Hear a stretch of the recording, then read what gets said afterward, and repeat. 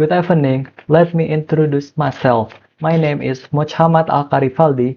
My student ID number is 15/2025-0773.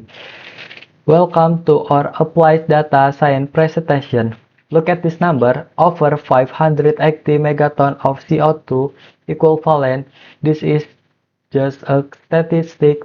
This is the gross carbon emission released from tree cover loss in South Kalimantan between 2001 and 2025. Deforestation is critical environmental and public policy crisis. Exciting monitoring often lack targeted insight, leaving local government struggling to allocate in intervention fund effectively. Today, our team will present a data-driven approach to identify exactly how to predict and mitigate this crisis. Hello guys, my name is Iris Abdul Kais from Informatics Engineering on ITANAS Bandung. My student ID is 15/2025-088. Here we gonna explain the dataset collection and analytical approach. The study used two dataset from Global Forest Watch for South Kalimantan covering the years 2001 until 2025. The dataset itself are tree cover loss measures the annual area of forest cover loss in hectare, while gross emission represent the amount of carbon released due to deforestation and forest degradation measured in CO2. Before analysis, the dataset were converted from wide format to long format and then merged based on the year variable. Data consistency and the observation period were also checked. The study applies trend visualization, correlation analysis to examine whether increase in tree cover loss are associated with increase in carbon emission over time. Hello everyone, let me introduce myself. My name is Muhammad Hanif Mubarok. You can call me Nip, and my student number is 15/2025-27. Let's first look at the temporal pattern.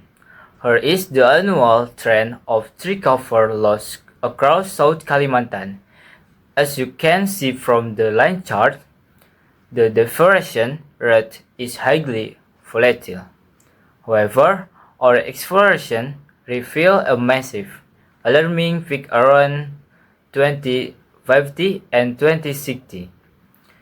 This historical peak indicates extreme vulnerability in those years, likely driven by extensive land clearing or forest fires. Understanding this timeline is crucial, but we also need to mathematically vary its environmental impact.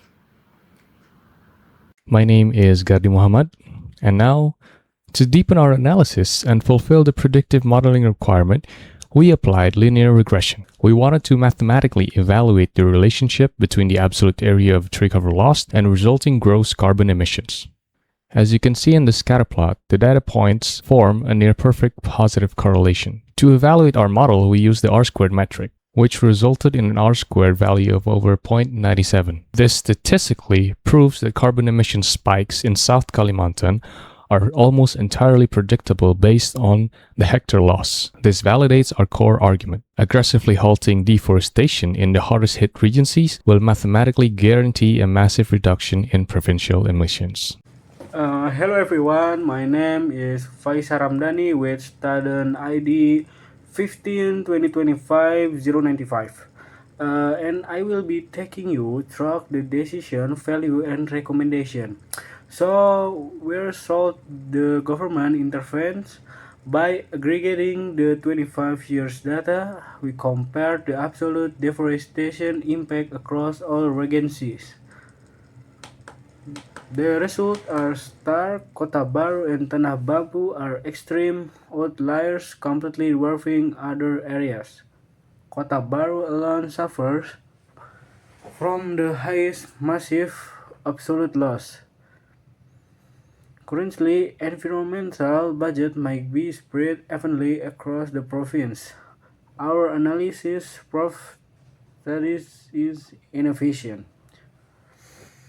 We recommend that the provincial government immediately allocate the majority of their environmental protection budget directly to Kota Baru and Tanah Bambu. Priority. Hello, my name is Anugrah Firdaus, my student ID 15-2025-079. However, responsible data science requires ethical reflection. We must acknowledge the limitation of satellite data.